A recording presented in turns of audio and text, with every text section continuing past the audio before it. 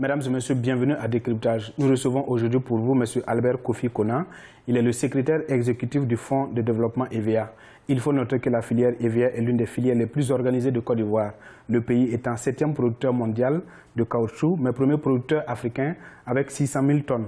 Dans ce présent numéro de Décryptage et avec M. Kofi, il sera question de l'état des lieux de la filière, mais aussi de ses perspectives. Présentez-nous le Fonds de développement EVA. Le Fonds de développement EVA est un instrument mis en place par la PROMAC, qui est cette organisation qui regroupe l'ensemble des acteurs de la filière. Et le fonds a 3 missions. Aider les populations ivoiriennes à avoir accès à des plants de qualité à un prix subventionné. Deuxièmement, former les Ivoiriens au métier de l'EVA. Et troisièmement, aider à l'entretien des pistes. Tout ceci pour améliorer la rentabilité de notre filière grâce à des plans de qualité, grâce à des hommes de qualité, grâce à des pistes qui facilitent l'évacuation des productions. Comment se porte la filière EVA aujourd'hui? Je dois avouer qu'au cours des années 2010-2011, les coûts du caoutchouc avaient atteint les sommets d'autour de 1000 francs par kilo pour le planteur. Aujourd'hui, nous en sommes à 250 francs.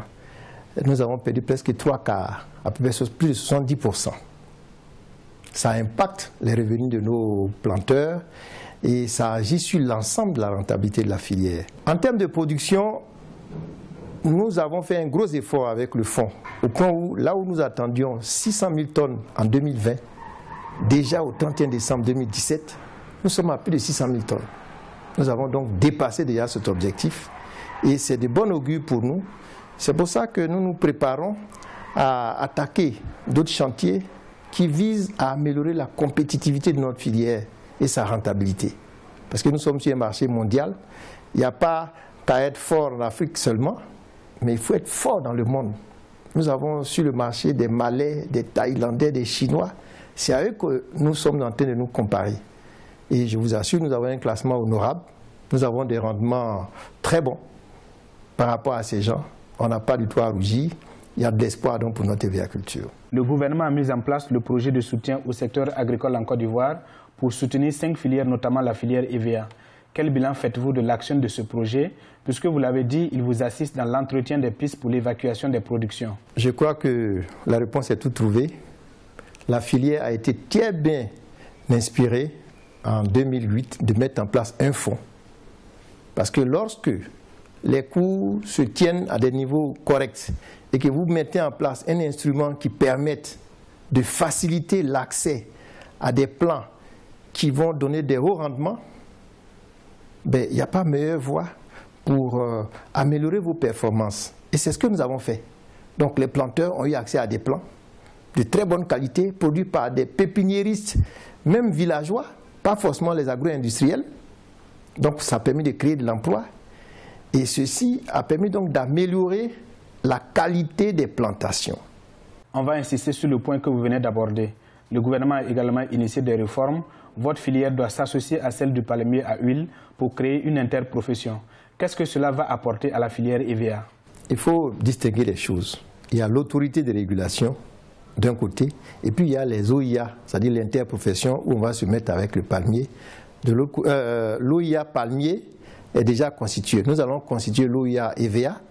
Alors, la réforme, elle vise à mieux encadrer les activités de la filière. Ça veut dire que demain, grâce à cette réforme, tous ceux qui veulent exercer l'activité d'encadreur de plantation, l'activité d'acheteur de caoutchouc, au niveau de l'industrialisation, tout ceci va faire l'objet de textes précis, opposables, qui va donc permettre de mieux gérer les activités de la filière. Mais ça, c'est en termes de réglementation. Mais en face, il nous faut des acteurs qui prennent en main leur destin, qui proposent leurs orientations à partir de la politique de l'État. Et en ce moment-là, le privé va donner la pleine mesure de ses capacités et on ne pourra qu'avoir de bons résultats. Votre filière est l'une des rares où la transformation locale est une réalité, mais pour les industriels, il y a danger à l'horizon, puisque l'État a aussi autorisé l'exportation des fonds de tasse de la matière brute. Quel impact sur la filière et les producteurs? L'impact que cela a sur la filière, c'est qu'il y a eu une taxe sur le chiffre d'affaires, pas sur le bénéfice, mais sur le chiffre d'affaires. Cette taxe a donc obéré la trésorerie des industriels de la filière, situation qui s'est aggravée avec la baisse des cours.